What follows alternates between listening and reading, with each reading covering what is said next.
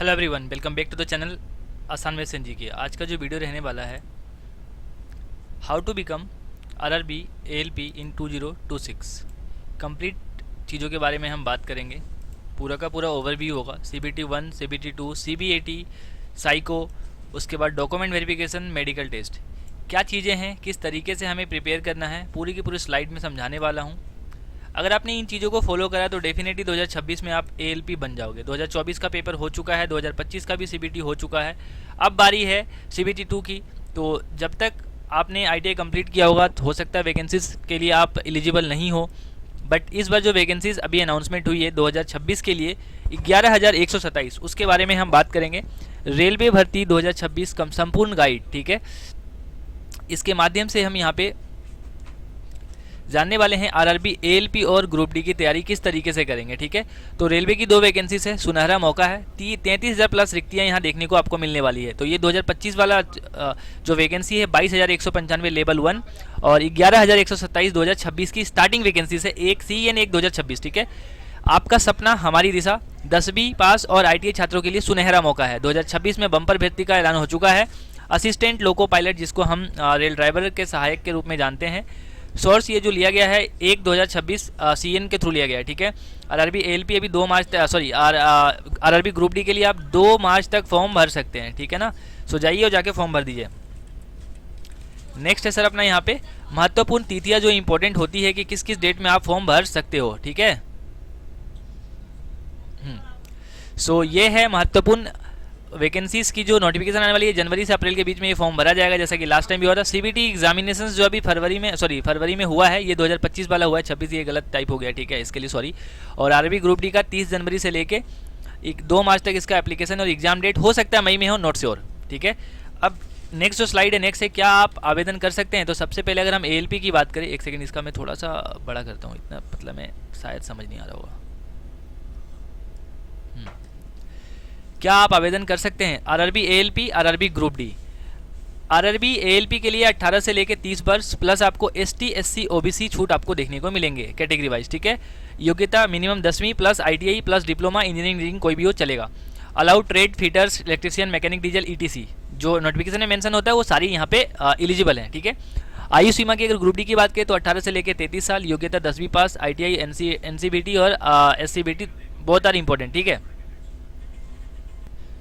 सो आरक्षित श्रेणियों में ST SC और OBC के लिए आयु में छूट दिया जाता है। ठीक है, अब ले चलते हैं अगली स्लाइड पे।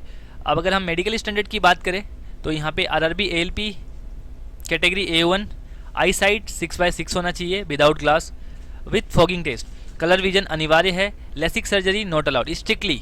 ठीक है ना, मैंने यहाँ पे जिस तरीके से आपके लिए यहाँ पे PPT रेडी किया है ना, इस टाइप के PPT को बनाने में 2 से 3 घंटे लगते हैं, तब जाके PPT रेडी होता है। ठीक है, तो इस मेहनत को बेकार नहीं जाने देना है। और चैनल पे नए हैं तो सब्सक्राइब कर लीजिएगा, वीडियो पसंद आता है तो एक लाइक कर दीजिएगा। ठीक है, आरआरबी ग्रुप डी की बात करूँ तो A2 B1 और C1 चश्मे के साथ या बिना स्वीकार्य शारीरिक दक्षता भी अनिवार्य है। ठीक है, यहाँ पे कोई वो नहीं है कि आपके चश्मे होने चाहिए नहीं होने चाहिए, कुछ नहीं, आप सिर्फ यहाँ पे एलिजिबल होने चाहिए। ठीक है, एज क्राइटेरिया और यहाँ क्वालिफिकेशन को लेकर चयन प्रक्रिया का रोड मैप की अगर हम बात करें तो आरआरबी ALP पाथ पहले CBT 1 होगा जो स्क्रीनिंग टेस्ट होता है, यहाँ से 15 गुना बच्चे लिए जाते हैं। CBT 2 के लिए जो से केवल यहाँ पे क्वालिफाइंग होता है, यहाँ पे maths plus reasoning plus GS plus GK।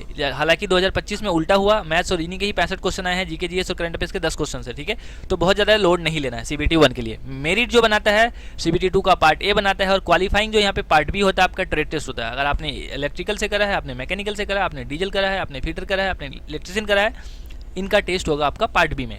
और पार्ट A में आपको मैथ्स प्लस रीजनिंग प्लस यहाँ पे BSED यानी कि बेसिक साइंस इंजीनियरिंग ड्राइंग, ठीक है, 50 नंबर और ये दोनों 25-25 नंबर का, यानी कि 100 नंबर का ये पेपर होता है। लगभग यहाँ पे 80 प्लस आपको स्कोर करने पड़ेंगे, तब जाके आपका 70% मार्क्स बनेगा तो 56 हो जाएगा। और पार्ट B में लगभग आपको 27 मार्क्स करने पड़ते हैं, तब जाकर यहाँ पे आप क्लियर कर पाते हैं CBT 2। उसके बाद साइको टेस्ट होता है जिसमें 5 बैटरी टेस्ट होगा, आने वाले स्लाइड्स में हम समझेंगे। उसके बाद DP देन मेडिकल। CBT और ग्रुप डी की बात करें तो सबसे पहले कंप्यूटर बेस्ड टेस्ट होता है जिसमें 25-25-25 क्वेश्चन होते हैं सभी के। PET फिजिकल एफिशिएंसी टेस्ट, उसके बाद DV एंड मेडिकल। ALP में इंटरव्यू नहीं होता है, ना ही ग्रुप डी में होता है। ठीक है, लेवल्स उसके बाद अगर हम परीक्षा पैटर्न एएलपी की बात करें तो CBT 2 मेरिट डिसाइडर फैक्टर होता है। पार्ट ए यहाँ पे 100 प्रश्न होते हैं 90 मिनट का, मेरिट यहीं से बनता है। Part B 75 question 60 minute, trade test qualifying 35%, qualifying percentage 35% for all the candidates irrespective of categories और कम्युनिटी, डजेंट मैटर आप किस कैटेगरी से हो, ST SC OBC doesn't matter, matter is that कि आपको 35% मार्क्स लाना पड़ेगा 75 का, जो कि 27 नंबर बनता है। ठीक है।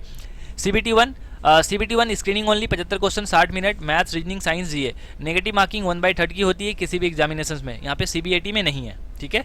अगर हम ग्रुप डी की बात करें तो परीक्षा पैटर्न ग्रुप डी की अगर हम बात करें तो यहाँ पे करंट अफेयर्स रीजनिंग के 20 करंट अफेयर्स और जीए के 20 क्रॉस प्रश्न आएंगे। 2024 वाले में यहाँ पे 20 के 20 करंट अफेयर्स थे।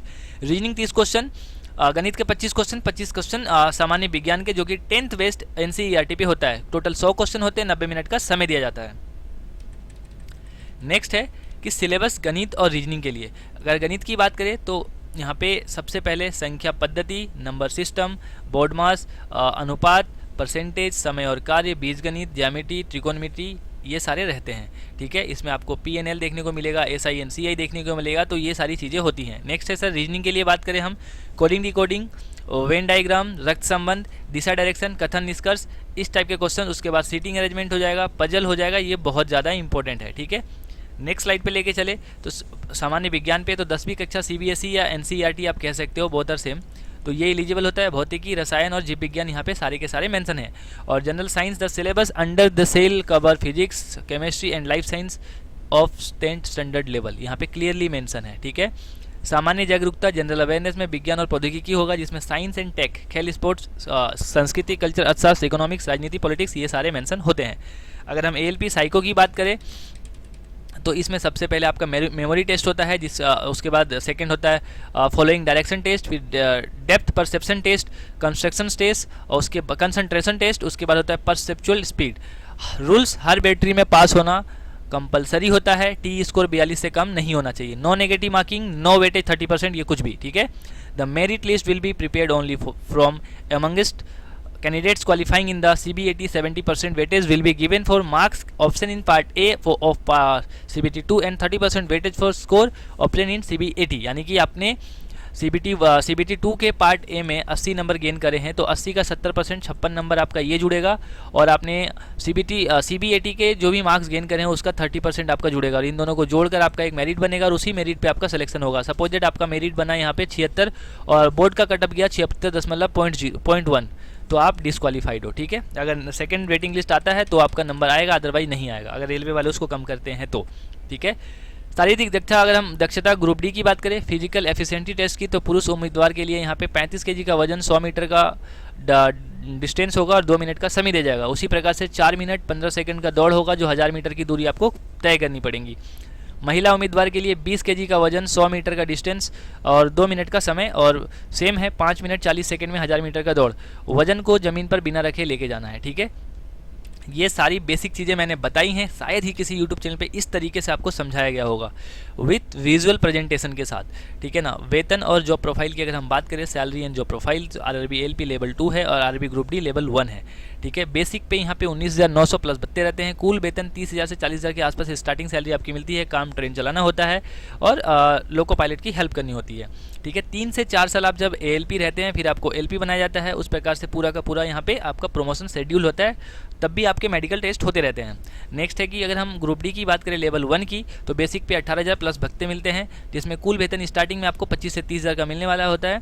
काम ट्रैक मेंटेनेंस, पॉइंट्समैन और बहुत सारी चीज़ें होती है। लोको सेट में आपकी लग जाती है, जो आप डिपेंड करता है कि आपने किस कैटेगरी से और किस जोन के लिए फॉर्म भरा है और कौन सा अपना वर्क प्रोफाइल चूज करा था। ठीक है। नेक्स्ट स्लाइड पे लेके चलते हैं। नेक्स्ट है सर रणनीति क्या होनी चाहिए इस एग्जामिनेशन को क्रैक करने के लिए। सबसे पहले NCERT विज्ञान आपको 9वीं और 10वीं की अच्छे से टिप्स पे होना चाहिए। मॉक टेस्ट, स्पीड और एक्यूरेसी के लिए रोज अभ्यास करना पड़ेगा। प्रीवियस ईयर पेपर्स 2018 से लेकर 2022 प्लस अभी 2024 के जो लेटेस्ट पेपर हुए थे वो सारे आपको करने पड़ेंगे। सेल्फ नोट्स, गणित और रीजनिंग के फॉर्मूले के नोट्स बनाने पड़ेंगे। आप अगर सोचोगे कि सिर्फ टीचर के भरोसे मैं रहूँगा ना सर, तो कभी नहीं होगा। You have to work for yourself. अगर आप काम नहीं करोगे तो आपका सिलेक्शन नहीं होगा। ठीक है। तैयारी आज ही से ही शुरू करनी है, और no one is going to do for you, you have to do for yourself. People will come and criticize only you. सफलता कड़ी मेहनत और सही रणनीति से मिलती है। भारतीय रेलवे में आपके उज्जवल भविष्य की कामना करने के लिए बेस्ट ऑफ लक अभी से ही, ठीक है। और चैनल को सबसे पहले आप सब्सक्राइब कर लीजिएगा, लाइक कर दीजिए इसको और इसको शेयर कर दीजिए अगर आपको लगता है कि इस वीडियो को शेयर करना चाहिए। कैसा लगा वीडियो कमेंट करके बताइएगा। ऐसे किस टाइप की वीडियोस आपको चाहिए, you can comment in comment box. Thanks for watching this video, bye.